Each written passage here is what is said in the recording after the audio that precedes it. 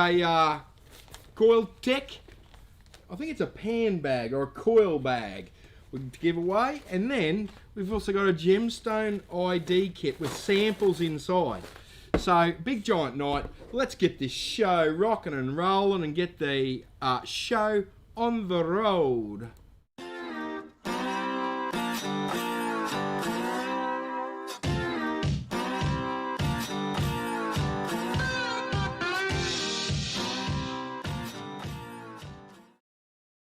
Righto, back we are. Comments on the side. Welcome to YouTube, welcome to Facebook. We're on both. My miracle. For a change, I get a present. So I've got a sneaking suspicion this is a cup or mug of some description. The girls at the shop got me a present.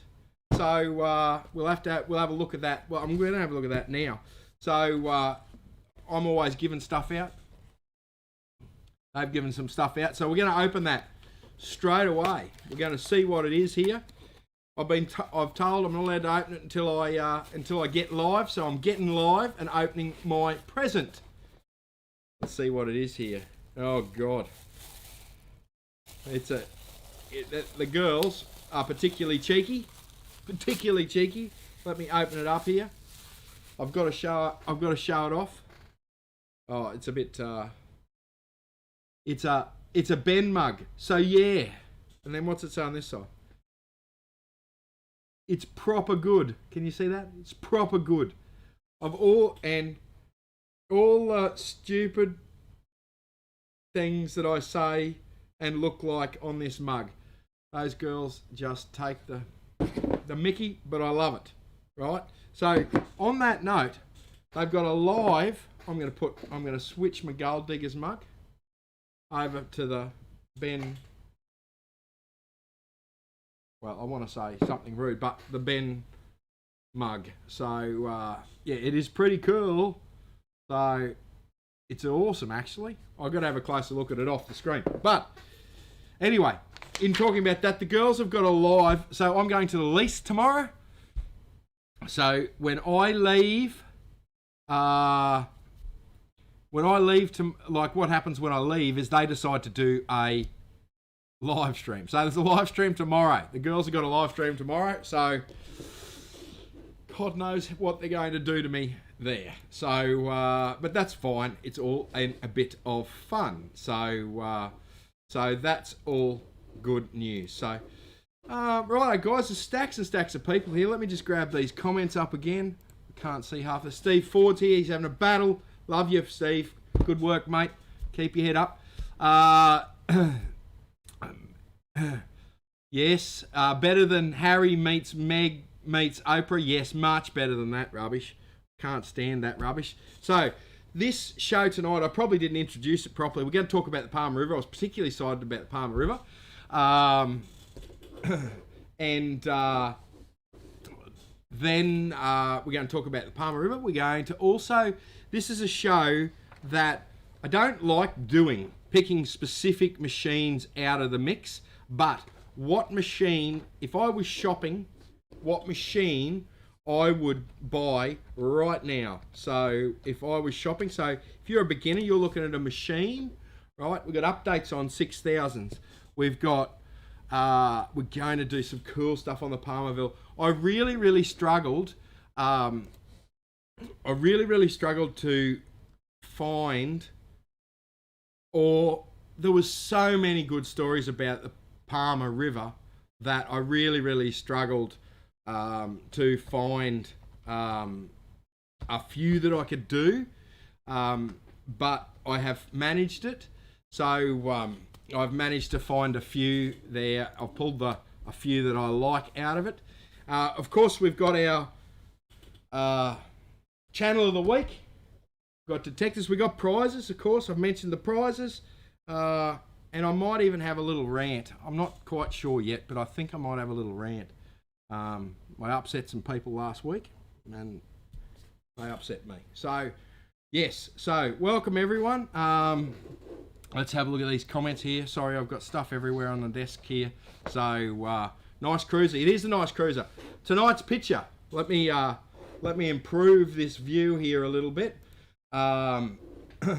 let's just actually, I will muck with this a little bit. Oh, I won't. I'll get this picture up here. Let me get main screen up and have a look at this. Here we go. That's the Palmer River. Yes, that's the Palmer River. That's the cruiser parked in the Palmer River with an SDC leaning up against it there, you can see. So, yes, so the cruiser. I'm going to show you another picture of the cruiser. Actually, I'll show you that picture now. Let's get over here and we'll find this picture. I didn't have time to label them, so I've got to actually go through and actually find... Oh, here it is. First one. Here, let me get it across here for you. There's a picture of a cruiser. There's a picture of a very, very fat cruiser, a very, very heavy cruiser, bogged pretty substantially in the Palmer River. So, yes, so it's, yeah, she's bogged pretty deep. Every single time I did that crossing, right, I bogged up. It wasn't actually a crossing, that it actually, you drive into the river, along the river, and back up the same bank. So, yes, so that's the cruiser bogged. She was carrying too much weight. You go up there for a 10-day trip, you put some gear in her, and I probably didn't use half of it. Bogged again. I get bogged pretty well with that cruiser, but that doesn't worry me because, yeah, I got a compressor on board, and I got winch on the front, and I got, you know, I get myself out, so. So, yeah, I do consistently get bogged with it, and I don't particularly care. That's half the fun. So, yeah. Righto. So, let's get the rant on to start with. So, I upset some people last week, and I'm not apologising for that, but I made mention that training, there was only two groups of people I'm promoting their training on. Two lots of people, and that's John Eureka Prospecting and the Next Level Training guys. Now, I find it hard to understand how someone could be upset with me.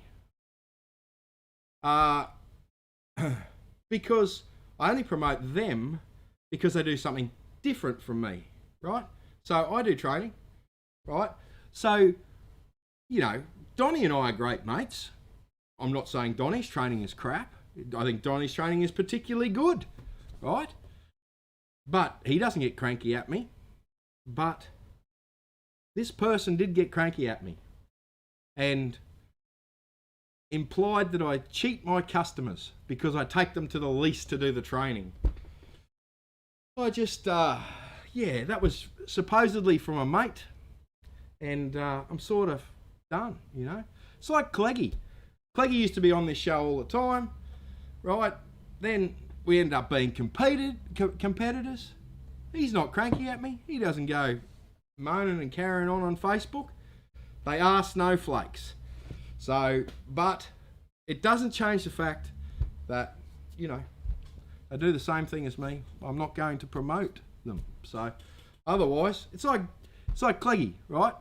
I don't go around promoting Cleggy's business. I think Australia's pretty lucky because they're getting some really, really good prospecting shops going around, like Cleggy's, like mine, right? But I'm not promoting Cleggy, right? Because, yeah. Anyway, I wanted to get that off my chest. It sat with me and I thought, what a bugger. He was supposed to be a mate. Anyway, now I'm not worried about it because, yes, it they do need a life. Exactly. Righto. So, let's get into it. Palmer River. Palmer River. Let's get back to the Palmer River and a bog truck. Well, let's not get back to the bog truck. People give me grief about the bog truck all the time. So, let's just get here and we'll have a look. I just want to have a look and give you a bit of an idea of what's going on with the Palmer River. Okay, so we're going to start it out. I'm going to read you a couple of sections of the book because I can't explain it as well as what the book. So,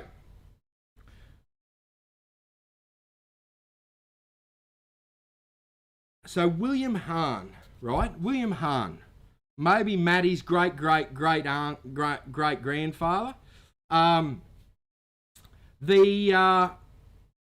So William, the government was looking for new goldfields and put out a prize or a reward to find new goldfields. So William Hahn was a cattleman prospector, right? Thought he could do it. Up he went, June 1872, and a member of his party, Warner, I forgot to write down his first name, I can't remember his first name, on the 5th of August 1872, found gold on the Palmer River. Okay? Now, they spent a great period of time on the Palmer River. Okay? They probably spent a couple of months there, 6 weeks, something like that, right, on the Palmer, and would only get a couple of grains of gold, so a couple of specks in the pan, each time they put their pan in the water, they dipped their pan. So he came back and put a report out that it wouldn't be an overly confident, you're not overly confident of a big rush, right? So that's how the Palmer River started. So 5th of August 1872. So 1872, North Queensland, far North Queensland. As you can see, straight above my head there is Cooktown, right? And just behind me, about here somewhere, is Cairns, right? So we're 1872, okay? There has been virtually no explorers into this area. Virtually none, right? So, there's a little section here I want to read out of this. This is a River Gold book. It's a fantastic read. So if you haven't got this book, this is a great book to borrow or read. But you can imagine 1872, what these prospectors and what these explorers went into. So let me just read you this little bit here. The blacks of that stretch of the Palmer were the Merkin tribesmen. In common with other tribes inhabiting that part of the peninsula, they were well-built, virile, copper-coloured race who had been warriors for centuries. Contact with races to the north of Australia, so up in PNG, all that sort of area, Indonesia, had sharpened their wits and polished their fighting techniques. In a country where an uncertain supply of wild game provided either feast or famine, they were all cannibals of a particularly bad type, one writer later put it. So this is the gory bit, right? And I don't think I'll read this because it's not real good for the children watching. But needless to say, they were cannibals of their own kind as well as their enemies, right? And Kennedy, of course, who was the explorer who explored this area, encountered them, and a lot of his party died in this area. Okay, so we might just leave that there because when I started to read it, it was like, that's a bit full on sort of thing. So, but yes, needless to say, they kept, the more useless members of the tribe alive for when they got hungry. So, yes. Right, so, there's a Sharon Fellows, is Palmerville still available or has been taken away from public access again? That is a long story, and I will try and get into a little bit into that shortly. Okay, so let's have a look here at the Palmer River. Cooktown straight above me. Okay, actually, let me just see. Actually, let's change over. We're going to mix this up a little bit here, right? And we're going to change over to, here we go. Right. So this is a bit bigger version. What's that? Oh, that's the SDC. Let me get them out of the road without knocking everything else over. Oh, we better do some machines too. I keep forgetting about that. Right. Okay, so here we are, Cooktown, right over the far side here. Okay, up the top there you see the Endeavour River. So how they accessed the, let me just make me a little bit bigger so I can point and stuff. So how they accessed this is they came from Cooktown, right, all the way across the top here, all the way across. Right, now let me just get you across here. Right, that's a bit bigger map. Right, so what they did, right, Cooktown over the far side here, okay, so all the way across the top here, all the way across, then let me make me a bit smaller here, all the way across the top, okay, all the way across the top, down to the Palmer River here, okay, so that was the first rush, 160 miles through some rough country. Okay, let me get me back up here because I feel a bit stupid here, down low here. 160 miles of some super rough country, okay? Now, all the time, they've got the natives, the indigenous, having a crack at them, and all the time they were being speared and carried on with, sort of thing. So it was a very, very rough track in there. Now, the biggest problem was you travel 160 miles in 1870s, right? In the 1870s, right? You've got to carry enough food not only to get you there, right, but to sustain you while you're there prospecting, and then get you home again, right? So it's a hell of a undertaking to get there, prospect, get back without dying. In these early stages of the gold rush, there was no shops, there was no market gardens, there was none of that business going on. So that's the biggest problem with the with these early rushes. When much later, obviously all the traders came and the bullock teams come and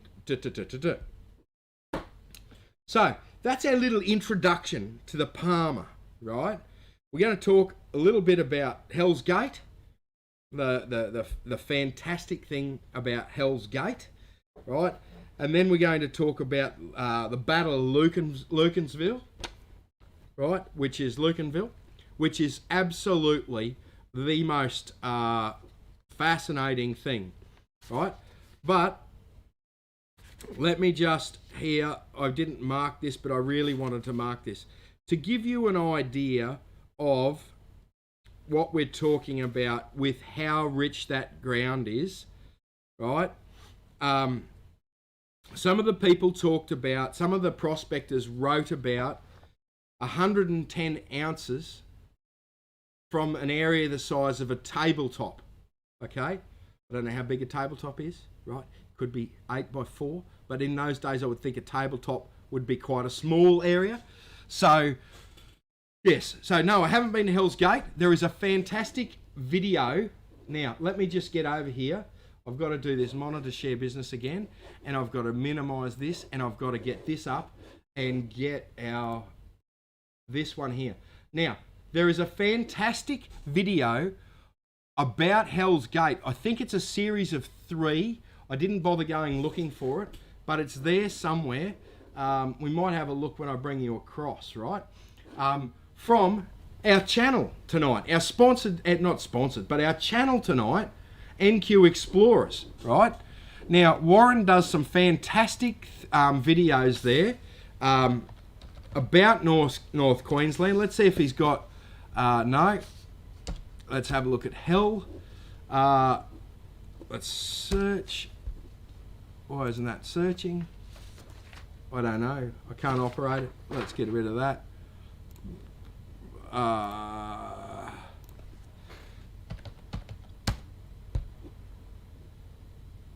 don't know why that isn't working, but let's go back to NQ Explorers. Let's go back here. But let me tell you, Warren has got a video there. Let's see here. Here we go. Right, NQ Explorers. Let's see if we can find it here. We're going to search here, and we're going to search for Palmer. Let's see if let's see what we got here. Right.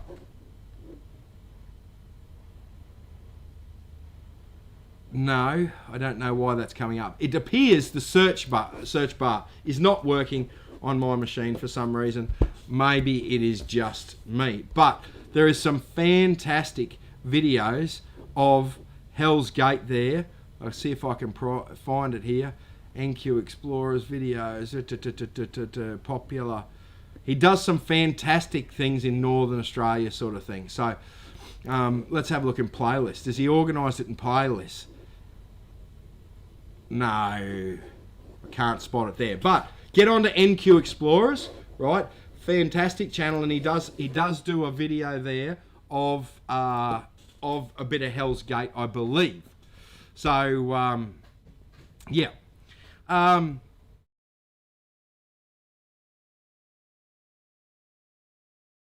Right, so we're going to talk about a bit of Hell's Gate, and we're going to talk about the Battle of Leonville. So let's talk machines, okay? Metal detectors. We're going to get straight into the. Don't forget, all you need to do to enter a prize is tonight's prize. Is make a comment. He's got a panning bag from Coiltech, got a gemstone sampler bag. It's good for the kids. Finn's got one. He has no rocks left, but he's got the tube. So, yeah. So, righto. So, let's talk pulse induction machines, because straight after this, we're going to do the 6000 business, okay? So,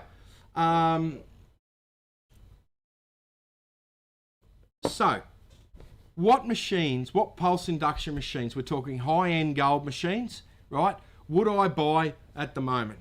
Right? Now, the king, the absolute king. I don't care what machine's coming out. Right? Let's not make... Is this GPX 7000. Right? There's a picture of the battery. Right? Let's get that up there. Right? GPX 7000. Right? Now, this machine will still be the king. Right? It will still go deeper. It will go... It will be phenomenal sort of thing. However, the 6000 is not going to be better than this machine, okay? If the 6000 was going to be better than this machine, they would have called it the 8000, okay? So, so the 6000 is coming, but it will not do what this does, okay? So the price of this machine is $9,499 with a heap of stuff, bits and pieces with it, sort of thing. So that is the king, right? Do not think that the 6000 is replacing that, because it is not, okay? The other machine that won't be affected by the 6000 coming out is this fella, SDC 2300, okay? Now, I would buy and have bought an SDC. My wife uses it mostly, but I use it a little bit. Folds up super small, right? Folds up really, really small. Put it under the bed in the van, all that sort of thing. But SDC 2300, fantastic pulse induction machine, right? And will do things that the 6000 will not, okay? So this is a quality machine, mostly focused on small gold. It's at around $4,000, just over $4,000, and it is a great machine, and will be a great machine. Won't be surpassed by the 6000, anything like that, but phenomenal machine, okay? So they're the two pulse induction machines I would recommend. You're still safe to purchase. If your budget's below $5,000, right, there is no point waiting for the 6000 to come out. Get yourself an SDC. If you want the best machine and you don't care about the price, right, and you want the best because you know that's what you need the best, right, buy a 7000. The 6000 is not going to be better than the 7. Right. Talking of 6000s, let's get over and do I still haven't got a tune for the 6000 business. Right, so we're going to go through the ranges of machines, okay? So we're going to do through the ranges. We're talking about high-end pulse induction machines first. We're going to work all the way through to the VLF entry level.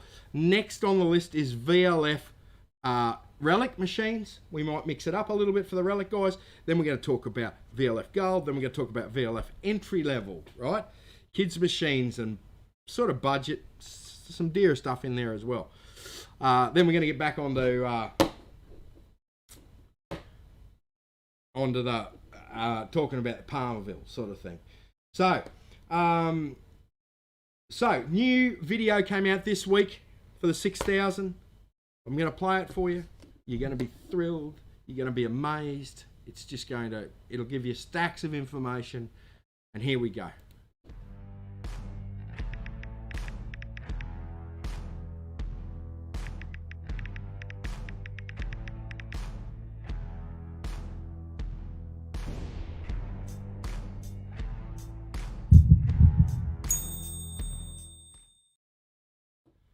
There we go. Amazed, full of information. So 2.1 kilos. That is lighter than the SDC, right? The 6000 is going to be lighter than the SDC. We know it folds up small, right? I believe that we are now talking more like April rather than March, more like April. It's an exciting video. I warned you all beforehand, you know, hold on to your seats. But they're trickling this information out little bit by little bit, and it will be a great machine. And I believe that it'll sit between the SDC and the 7000, right in the middle there. And it sort of, I don't think it'll replace the 5. There'll always be people. The advantage with the 5000 is if you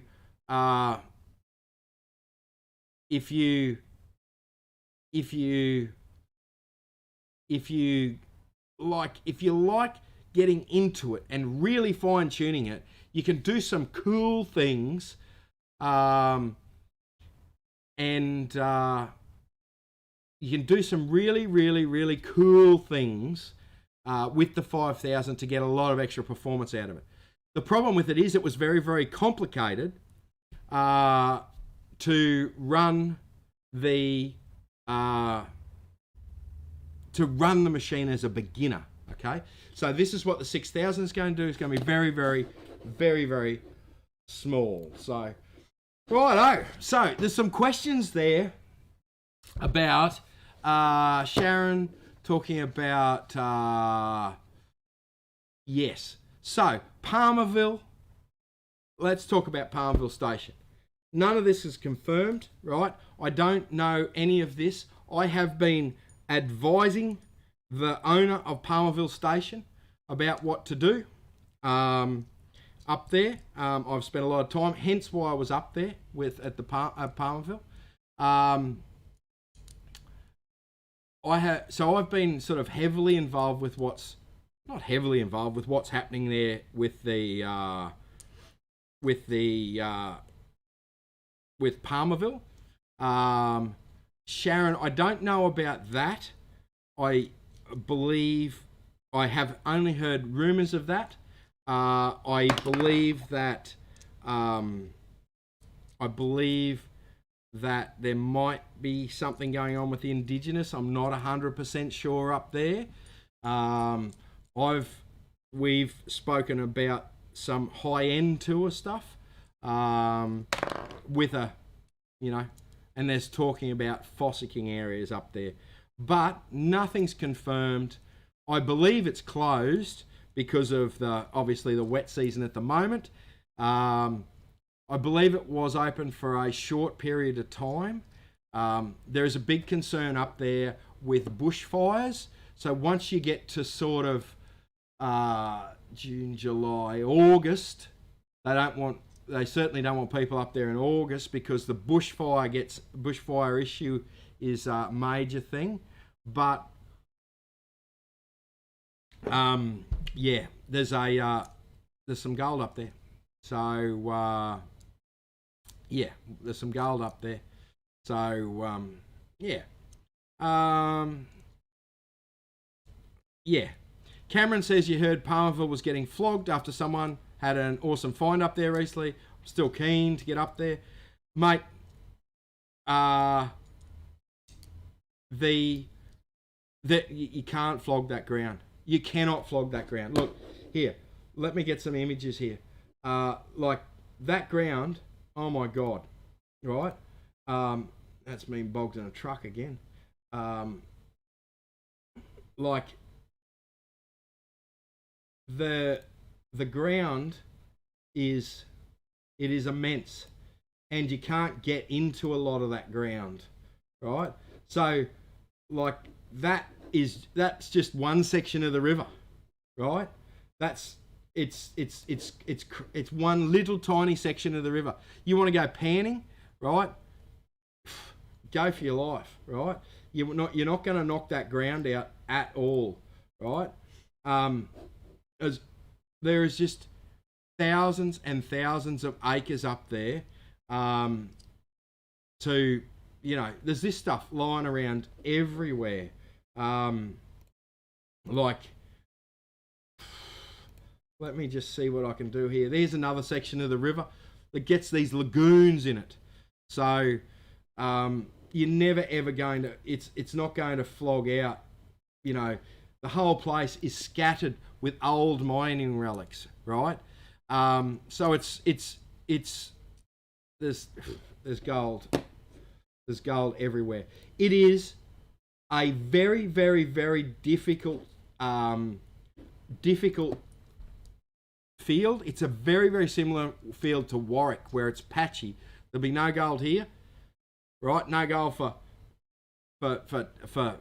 10 gullies, and then there'll be gold, sort of thing. So, yeah. So it's crazy. So, but I will update you and let you know what's going on with Palmerville when I can announce anything. Oh, like I've said too much about Palmerville Station already, but yeah. So it's a phenomenal place, right? So yeah, absolutely phenomenal place. Now we're running out of time here. It's already half time, right? So let's do the Battle of Leonville, all right? So we're talking. Let me just find my page here, right? Because there's too much information here, and I just love it, right? So let's just talk about the Leonville, right? So we're talking 1878, 1879, the Battle of Leonville, right? So you've got to imagine at this time of the year, at this time on the Palmer River, Palmer Rush, right? The Chinese vastly outnumbered the Europeans. Okay. From what I could see when the Battle of Leonville happened, right, there was about 1,500 Europeans on the goldfield at Palmerville, and 11,000 Chinese, okay, or Asians, right? Asian descendant, mostly Chinese, okay. So there was two major groups up there: the Tongs or the Cantonese and the Pekingese, right? Not the dogs, the race of people, right? So what was happening is the Tongs had suspicions that their tail race was getting emptied, right? They'd wake up in the morning, the tail race looked like it had been touched. So the Tongs staked out one night and saw about 50 of the Pekingese come across and raid their tail race, right?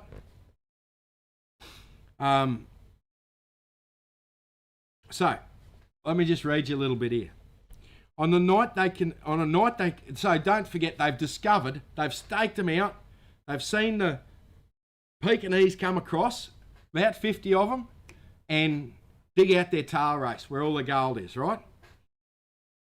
On a night they considered suitable, their Tong men rounded up all the hatchet men they could find in the ranks of the Cantonese in the whole area, and they recruited likely-looking fighters from the ranks of their own gangs. The recruits were doped slightly with opium to make them fight better, and armed with pick handles, long-handled shovels, axes, tomahawks, meat choppers, and anything else that could do suitable amount of damage.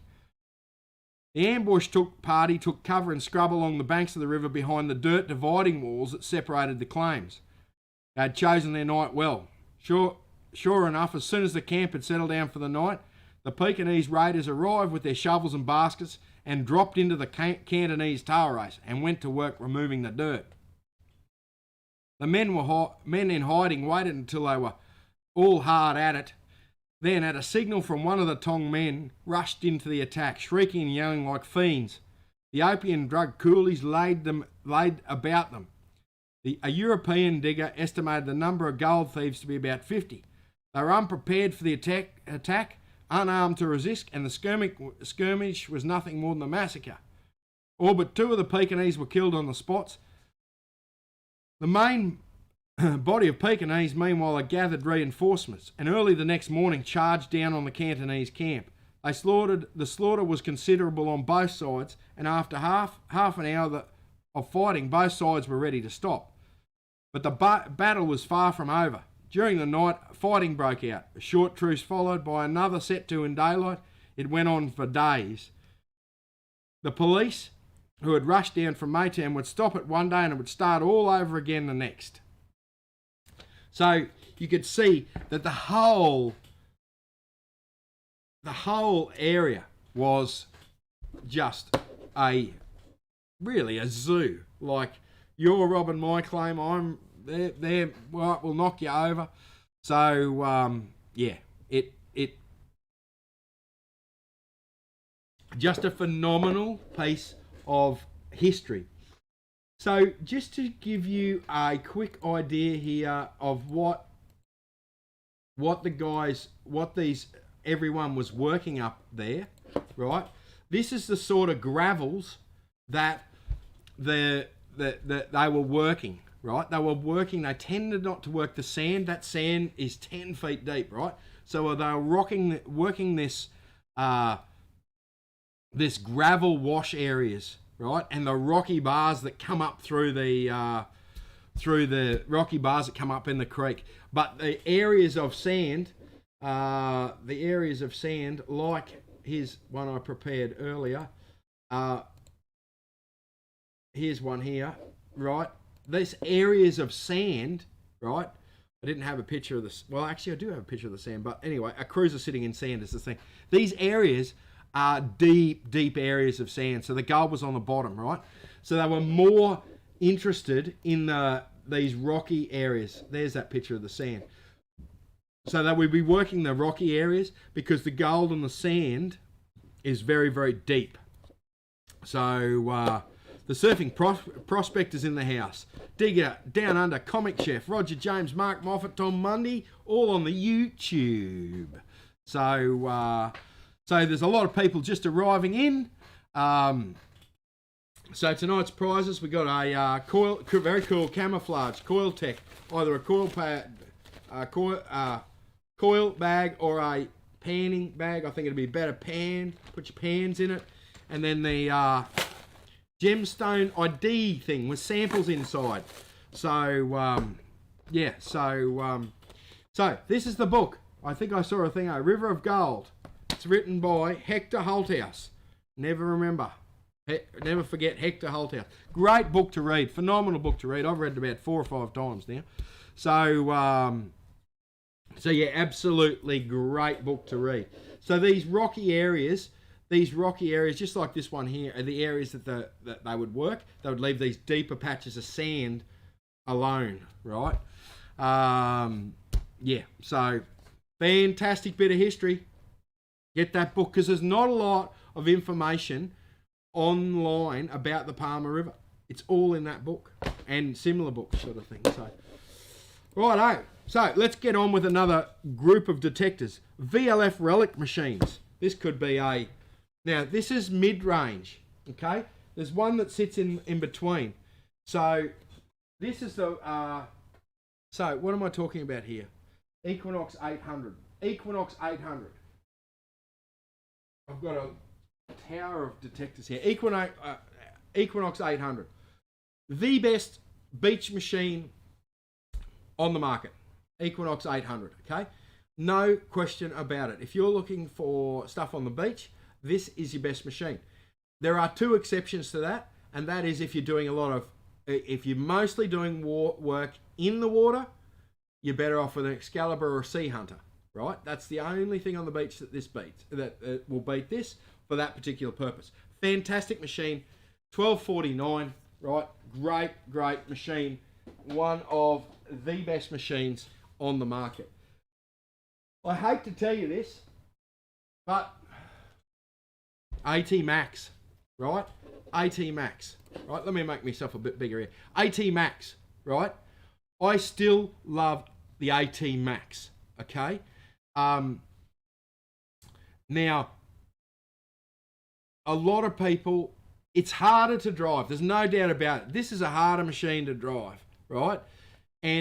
But this machine works well in the gold fields, and it works okay on the out in the gold fields as well. Works well in the gold fields. It's okay on the beach, right? But you need to know how you drive it. I copped so much abuse showing a video of this machine on the beach that I actually took it down because people didn't know how to drive it, right? Even though I told them how to set it up, they didn't listen to me. Anyway, so AT Max. I do like Nell coil. Nell coil on it, right? It's very, very important for the Nell coil. So Nell coil, this is a sniper, I think, sharpshooter, right? I love this machine. Love it, love it, love it. It's had some work, this machine, on display here, but it does get some work. So I actually rate this machine. People say, oh, Garrett. No, good machine. Now, I'm going to cover one more machine that I didn't know whether to put in the budget VLF relic machines or the mid-range VLF relic machines, right? And this is it. Garrett, oh God, what have I done here? No, we don't want to exit. Right. Apex, right? Fantastic. Now, this machine is $8.99, right? $8.99. I didn't know where to put it, so I'm putting it halfway, okay? So this machine is very, very good if you're doing parks, beaches, old war sites, that sort of thing. You really, really should consider this, right, as a very, very good machine, right? So there is absolutely nothing wrong with Garrett machines. Love Garrett machines. If I'm doing a ring recovery, right, I will pick up this machine, right? I'll pick up AT Max, I'll pick up AT Pro, right? So I love this machine, and I believe that Garrett are replacing their entire range of machines with new tech similar to this, right? And yes, I haven't had a good crack at it with the gold, on the gold, out in the gold fields. My bad, I've been out there about 3,000 times since it's come out, but I haven't had a chance to have a look at it, sort of thing, on the gold fields, right? That leaves me only a few budget machines, right? So, what else have we got to cover here? So let's talk about how much time we got. Right, we can fit it in, thank God. So we'll just go back here to our map here, our map of the Palmer River, right? So everyone talks about Hell's Gate. Now I think I'm going to have to be a bit bigger here to point this out. Actually, maybe centered above. Yes, that's what we'll do. And I'll just make myself a fraction bigger here. Right. And how am I going to do this? Sorry guys, I've got a positioning issue here. Right. Okay, here we go. So let's talk about Hell's Gate. So what's going on here, right, is that everyone is coming from Cooktown, right over the far side there. I can't point that far. Right. Over the top, right, above my head, down into Palmer, onto the Palmer River, right? That's the journey. 160 miles of some of the roughest terrain you'll ever come across, okay? So what happened with the gold rush, right? It started here at Leonville, this sort of area where I'm pointing, right? But the gold rush actually worked its way east, right, along the Palmer River, right, all the way out along the Palmer River. Okay, there was a lot of gold found up on the left branch there, right? They call it the left branch there. So the gold, they had to come 160 miles across the top to here, and then along the Palmer River. Okay, so I didn't even write the bloke's name down, right? However, there was I know he was a stockman, and he knew the area pretty well. What he did is Laura up the top here, I should use this hand, Laura up the top here, instead of going through, he came down through Laura, came across the range just here, right, down onto those eastern gold fields, this area through here, left branch all the way through that area through here, right? It shaved 60 miles off the trip, right, which was a huge thing, right? But what it did is that put them into some really, really, really rough terrain, absolutely rough terrain. So I don't know whether there's anything here worth having a squiz at. Let me just have a quick read. Just to give you an idea, the gate itself was so narrow that only a pack horse and men on foot could squeeze through it, and it was perfect for an ambush. There was a few ambushes on the gate itself, right? Let me just skip here. I'll just cherry pick this because we're short of time. The scene at the gates when opposing streams of travellers met baffles description. There is barely sufficient room for a single person. One pack horse eventually bars the passage. The slope is pretty well littered with the remains of pack horses which have perished in the ascent. Once an unlucky animal misses its footing, it's impossible for him to recover himself. So that just goes to show you how narrow this pass up here was at Hell's Gate, right? When you're coming through the mountains there. So it is one of my all-time things to want to go and walk that trail from Hell's Gate to the Palmer River. There was an idea floated around a little bit to do a charity walk from Cooktown, right, through to Laura, following the old route, and down to Laura, through Hell's Gate, down to the Palmer River. However, that never eventuated. So, yes.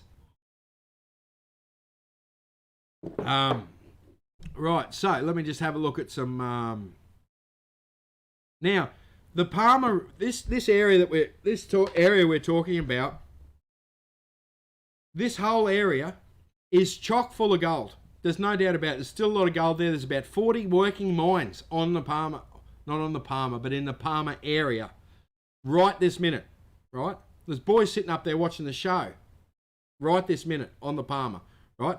Now, if you can get access, if access happens on the Palmer, right?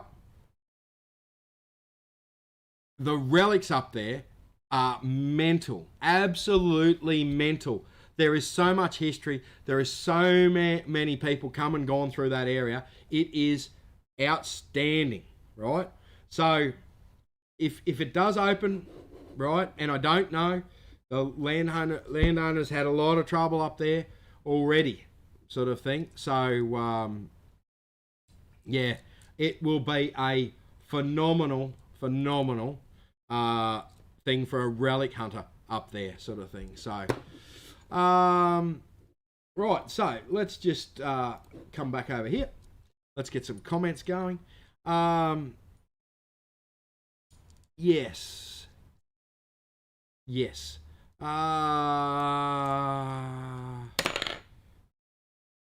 Right, so, g'day, there's lots of people here.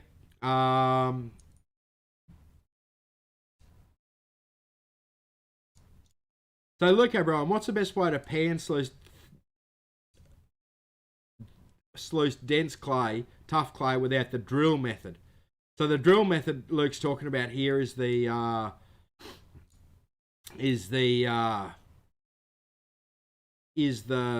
concrete mixture on a cordless drill. That is the best way to break clay. Really, to break clay, Luke, you've got to do it by hand. You've got to get your hands involved. On some of the sluices, like the Gold Rat sluices, they've got a Ford classifying tray on them. And the Ford classifying tray can hold back the clay and you can rub that on there. So have a look at Ford classifying tray. Yes. So, yeah, I would, yeah.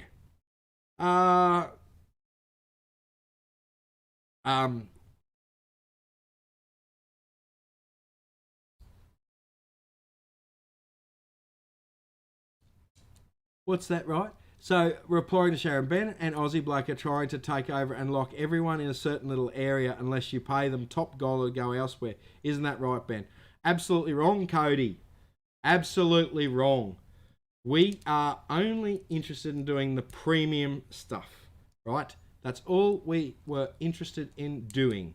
So, there's fossicking areas, there's fossicking permits, there's all sorts of stuff you can still do without talking about the premium stuff we were talking about. We're not interested in fossicking areas. We're not interested in any of that stuff. In fact, last year, there was a lot of people on the Palmer River Station.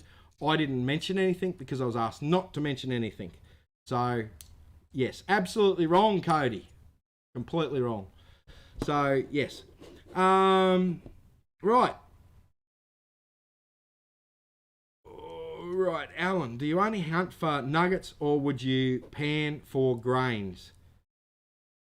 I don't know. I do panning. I do all sorts of stuff. So, air detector. I saw a response from someone. Someone sent me a response from air detectors. That's happening.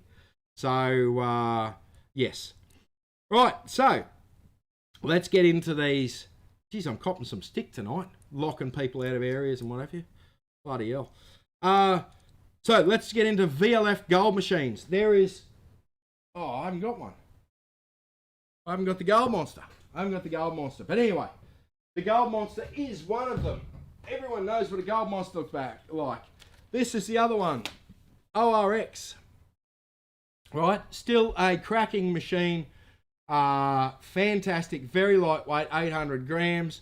So, yes. Absolutely cracking machine. For a budget conscious, I think they're about $11.49. That's it, right? $11.49. The Gold Monster is about the same price. I think it's at $1,200. Luke, I don't know anything. I've never used the Macro Gold Racer. It is, yes. So, yeah, I don't know about it, mate. So, yes. Gold Cube products, yeah, I don't do Gold Cube. Someone does them in Australia, so yeah. Caleb, the Gold Monster is more sensitive than the SDC. You're dead right. However, it doesn't go anywhere near as deep. That's the real thing with the whatchamacallit, the Gold Monster versus the SDC. All VLF machines will go smaller, will find smaller pieces than what the pulse induction will, right? However, the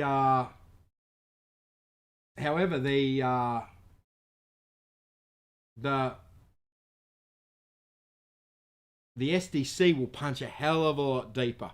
So, yes. No, Greg Brewer, should I trade the 7,000 on RX? Absolutely not. These will go nowhere near as deep as what a 7,000 will go. Right. So, the other one I haven't got here, and I haven't got it here on purpose, is the, the 6,000 will be about $8,000, right? If you'd like to join our mailing list and get the inside tips on the 6,000, send me an email on that email, and I'll put you on the... I'll put you on the list. So, best coil for gold on the RX is the one that comes with it, right? The HF coil. Here, the HF coil. The beauty of these is they're wireless, so I quite often use the ORX if I'm in a mine shaft, right? Or in a tight little area. I will take the coil off the machine. So you've only got that, right? So HF coil that comes with it is phenomenal, right? So, yes. Right, so the other machine I want to talk about is the Gold Bug 2. I still love the Gold Bug 2. It is a cracking machine. It will go really, really small. It probably finds smaller things than the rest of the VLFs on the market, right? It'll go smaller than the Gold Monster. It'll go smaller than the ORX, right? But it's manual, no screen. So you've got to set it up manually. There's dials, there's knobs, it's all sorts of stuff. So, absolutely. So, then we've got, Matty says, don't mention the Deus much. No experience, or don't you like it? No. I'll tell you what. I'll tell you exactly what I think of the Deus, right? I think the Deus is too much machine. It's similar to the 3030, right? It's too much machine for 95% of people, right? Absolutely, probably the best relic machines. Those two are the best two relic machines going around. However,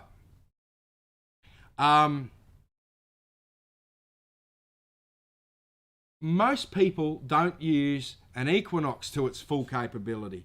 Most people, I don't, right? I turn it on and have a crack and, change a few things. But it is such a powerful machine. And when you start getting into the 3030 and the Deus, and you start changing settings, right? You've got to really know what you're doing, because it is super, super complicated, and there's a lot to it, sort of thing. So, yeah, absolutely. So, yeah. Jeff Smith, nothing finds smaller gold than the Gold Monster. You haven't used Gold Bug. I'm sure of that. So, yes. Yes, that is me on the mug. For people that weren't here earlier, this is me on the mug. I got this present tonight from the girls in the shop, with me taking, like, it's proper good. Apparently I say that a lot. So, yeah, and then I do this doody-doo thing. I don't know whether I say doody-doo. I wouldn't say doody-doo. Luke, food processor. I think you'd burn out a food processor pretty quick, mate. So, yeah, look, the 3030 does your head in. Yeah, there's a lot to these machines, right? And that's why I don't talk about them. Back to Matt's original question, I don't talk about them a lot, because 95% of really advanced detectorists can do the same job with that, with a Equinox 800 and AT Max sort of thing. That's a nice mug, that one. That's a beauty, that one. Yes, it is.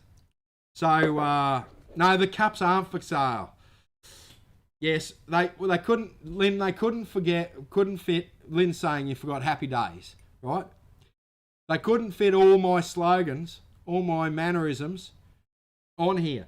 The mug would be full with yeah, ooh, it'd be all a mug on a mug. Thanks, mate. Thanks, Luke.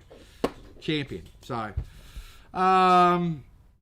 yeah, so it's a bit of a, they're taking the mickey out of me. So, and this green here is a perfect green, and it's see-through. So, I love it. So, yeah. What do I think of the Nocta Simplex? Surfing Prospects in Crouchy? I've never driven one, so I can't comment on it. So, right, so, yes. Right, so what do we got left to do? It's already time. So, we've got to do, don't forget, guys, we're going to close this competition soon. A gemstone sample cylinder with an ID on it, and one of these cool Coiltech bags that gold pans. All you need to do is make a comment to go in the draw, and we'll get the random comment picker going and pick a giant comment randomly out of the mix. So the 5,000. So Mr. Mum says, right, what would I buy a 5,000? Right? Or did I miss the 5,000? No, you didn't buy the 5,000 because, Mr. Mum, is that this is what I would buy right now. Okay, would I buy a 5,000 right now? I actually thought about that a bit today, and I probably wouldn't buy a 5,000 right now. I would wait a couple of months until 6 comes out, see what happens, and sort of go from there. So that's why I didn't talk a lot about it, right? About the 5,000, but yes. So yeah. So that's why I didn't talk a lot about it, because I wouldn't buy one right now. I'd sit and wait and look at the 6,000. That's the only machine I would hold off buying if you were looking at tossing up between that and the 5,000 and the 6,000. Right, that's the only machine I'd hold off for. Right, so okay, what are we doing? Oh, entry level. Okay, there's a couple of machines I haven't got here. One's buried. Let me get it. I'm back. I won't be too far. Right. The Go Find. Right. I've got a 66 here. Right. Let me just make that a bit small. The Go Find. I think these are a good entry level machine for the kids. Okay. So I would seriously consider these. They range in price from $3.99 down to $1.99 depending on what model you get, right? So yes, I would look at that. The other one I would still look at is the good old-fashioned Ace 200, right? Ace 200. Absolutely. I don't know whether many people have used one of these, but if you're pegging coins in the park or taking the kids down, right? This machine is cracking in the parks. It's just got that bing, bing, bing noise for a coin, and it is amazing, right? There are a couple other machines I would buy, right? The Vanquish 340, right, is the same price as a Go Find 66. I'd definitely buy the 340, and then the other one that I would buy is the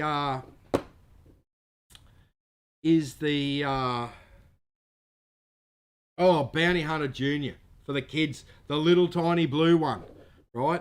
The Ace is about $3.99, I think, or $3.49. The Ace 200, great thing, yeah. So the 340, if you're going into that $3.99 buckets, cracking, bing, bing, bing. That's right, Baz. See, they won't all fit on the mug, right? That's the problem. The girls would have a mug full of these sayings. So 340 runs well on the beach to multi-frequency.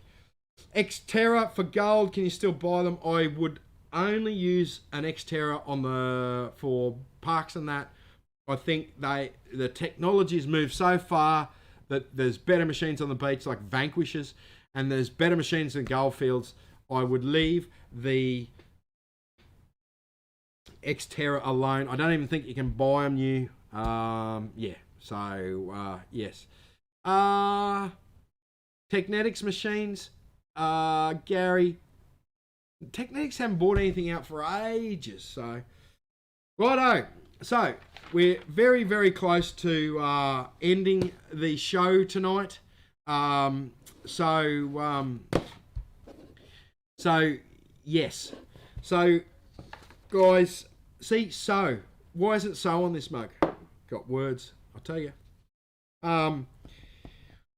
Okay, so with last couple of minutes now, last 30 seconds really, to enter the prize for the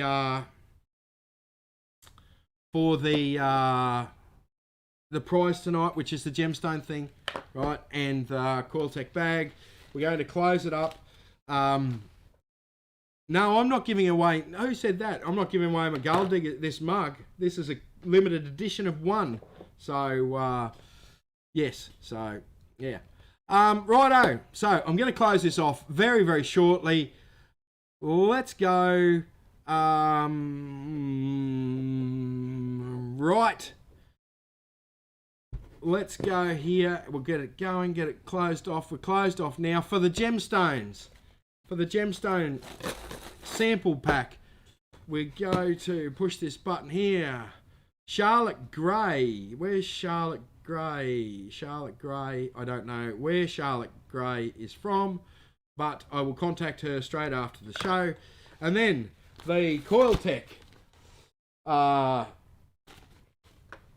What is it? A gold pan bag. Mark Moffat. 300 times per show. No, that's not right. That's a low number, Mark. So, let's get to the draw of this one. Okay, so, Luke Handfree. Luke, you will have to contact me after the show because you have won the Coil Tech bag. I have no idea what's happening. Congratulations to all the winners. I have no idea what's happening next week. There may not be a show next week. It depends on how we are going. We got some Kilda Road robberies. Henry Arthur, Harry Redford. Oh, it was supposed to be safety in the bush. And I need to find a replacement page channel. I haven't got a page picked yet. So guys, thank you very much for joining me on the show. It's been a bit of an all-right show. People having a go at me having a rant, all that sort of thing. So I apologise for that. So I will see you next week for a much more pleasant, relaxing show. Stay tuned, guys. Love your work. Thank you. Bye.